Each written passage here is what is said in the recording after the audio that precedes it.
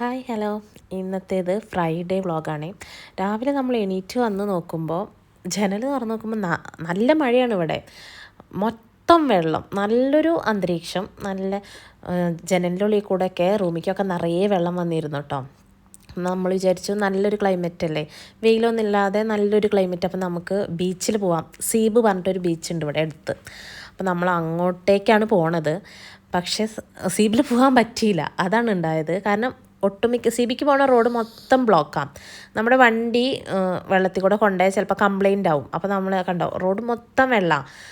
നമ്മൾ ഒരു 4-5 റൂട്ട് ചുറ്റിക്കറങ്ങി പോയി നോക്കി സി ബിലേക്ക് പോകാൻ പറ്റുമെന്ന്. കാരണം നല്ലൊരു ക്ലൈമറ്റ് ആയിരുന്നു ഇവിടെ. നമ്മളങ്ങനെ പുറത്ത് അല്ല, സാധാരണ പകൽ ടൈമിൽ പുറത്തിറങ്ങാറില്ല, കാരണം നല്ല വെയിലായിരിക്കില്ലേ. പക്ഷേ ഈ മഴയായതുകൊണ്ട് നല്ലൊരു ക്ലൈമറ്റല്ലേ, ബീച്ചിൽ പോയിരിക്കാമെന്ന് വിചാരിച്ചിട്ട് നമ്മൾ പോയതാണ്. പക്ഷേ പറ്റിയില്ല ഗൈസ്. പോകണോടത്തൊക്കെ വെള്ളം, റോഡ് മൊത്തം വെള്ളം. നമ്മളെല്ലായിടത്തുനിന്നും തിരിച്ച് പോന്നു. പിന്നെ വേറെ എവിടെയും പോകാനൊരു സീബിൽ പോകാമെന്നുള്ളൊരു പ്ലാനിലാണ് ഇറങ്ങിയത്. പക്ഷേ വെള്ളമൊക്കെ ആയതുകൊണ്ട് നമ്മൾ പോയില്ല. ഞാൻ സത്യം പറഞ്ഞത് സീ വ്ളോഗാണ് എടുത്തത്, പക്ഷേ സീബിൽ പോവാതെ നമ്മളത് പറഞ്ഞിട്ട് ഇടാൻ പറ്റില്ലല്ലോ. അപ്പോൾ വിചാരിച്ചൊരു ഫ്രൈഡേ വ്ളോഗ് ആക്കിയിട്ട് അന്നത്തെ ഒരു ദിവസം മൊത്തം കാണിക്കാമെന്ന്. നമ്മൾ പിന്നെ അവിടെ നമ്മൾ തിരിച്ചു, കാരണം പോകാൻ പറ്റിയില്ല, റോഡ് മൊത്തം വെള്ളം, റിസ്ക് എടുക്കാൻ പറ്റില്ലല്ലോ. അപ്പോൾ തിരിച്ച് പോന്നു. തിരിച്ച് വീട്ടിലെത്തിയിട്ട് നമ്മൾ കുക്കിങ്ങൊക്കെ ചെയ്ത് ഫുഡൊക്കെ ഉണ്ടാക്കി. അപ്പോൾ തന്നെ ഒരു 12:30-1 മണിയൊക്കെ ആയിരിക്കും നമ്മൾ പോകുമ്പോൾ തന്നെ. 12 മണിയൊക്കെ ആയിട്ടുണ്ടായിരുന്നു. അപ്പോൾ പിന്നെ നല്ല വിശക്കാനും തുടങ്ങി.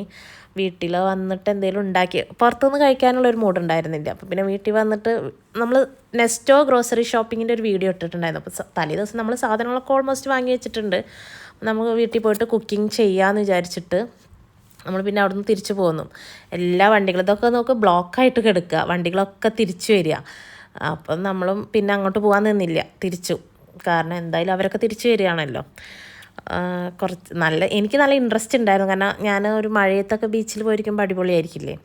പിന്നെ നമ്മൾ തിരിച്ച് റൂമിലേക്ക് പോകുന്നു. ഇന്നത്തെ സ്പെഷ്യൽ എന്തൊക്കെയാണ് ഉണ്ടാക്കിയതെന്ന് കൂടെ ഞാൻ ഈ വീഡിയോയിൽ നിങ്ങൾക്ക് കാണിച്ചു തരാം കേട്ടോ. കാരണം ഞാൻ പറഞ്ഞല്ലോ, വ്ളോഗ് എടുത്തതാണ്, പക്ഷെ അതുണ്ടായില്ല. അപ്പോൾ ഇന്നത്തെ കുക്കിംഗ് വീഡിയോ പോലെ കാണിച്ചു തരാം.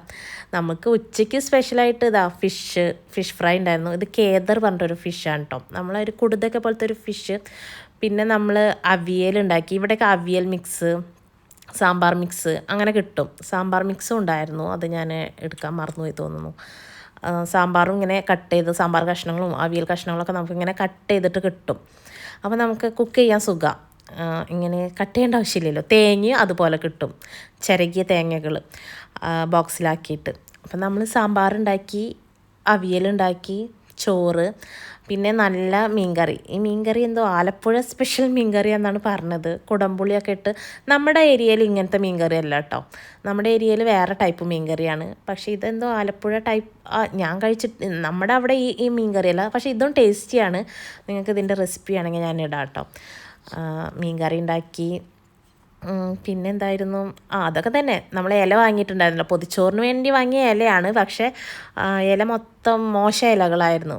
പൊതിച്ചോറ് ഉണ്ടാക്കാൻ പറ്റില്ല, കാരണം അങ്ങനെ അത് അഴിച്ചെടുക്കുമ്പോൾ തന്നെ അങ്ങനെ കീറി വരികയല്ല. അപ്പോൾ അതിൽ പൊതിച്ചോറ് ഉണ്ടാക്കാൻ പറ്റില്ലല്ലോ. അപ്പോൾ നമ്മൾ പിന്നെ അതിൽ ചോറ് കഴിച്ചു. ഇനി കുറച്ച് 2-3 ഇല ഞാൻ ഫ്രിഡ്ജിൽ വെച്ചിട്ടുണ്ട്. ഇലയുടെയൊക്കെ ഉണ്ടാക്കാമെന്ന് വിചാരിച്ചിട്ടുള്ള ഒരു പ്ലാനിൽ വെച്ചതാണ്. അറിയില്ല, അത് കേടായി പോകും തോന്നുന്നു. ശർക്കര ഇല്ല, അതുകൊണ്ട് പിന്നെ ഉണ്ടാക്കിയിട്ടില്ല. പിന്നെ കിടന്നുറങ്ങിയിട്ടോ, ഫുഡ് കഴിച്ച് കിടന്നുറങ്ങിയിട്ട് നമ്മൾ എണീറ്റ് വന്നപ്പോൾ എനിക്ക് ഉള്ളിവട കഴിക്കാൻ തോന്നി. നല്ല ക്ലൈമറ്റ് അല്ലേ, നല്ല മഴയല്ലേ. ഈ ഉള്ളിവടയുടെ വീഡിയോയും റെസിപ്പി വീഡിയോയും ഞാൻ ഷെയർ ചെയ്യാം കേട്ടോ. അപ്പോൾ അത്രയേ ഉള്ളൂ ഗൈസ്.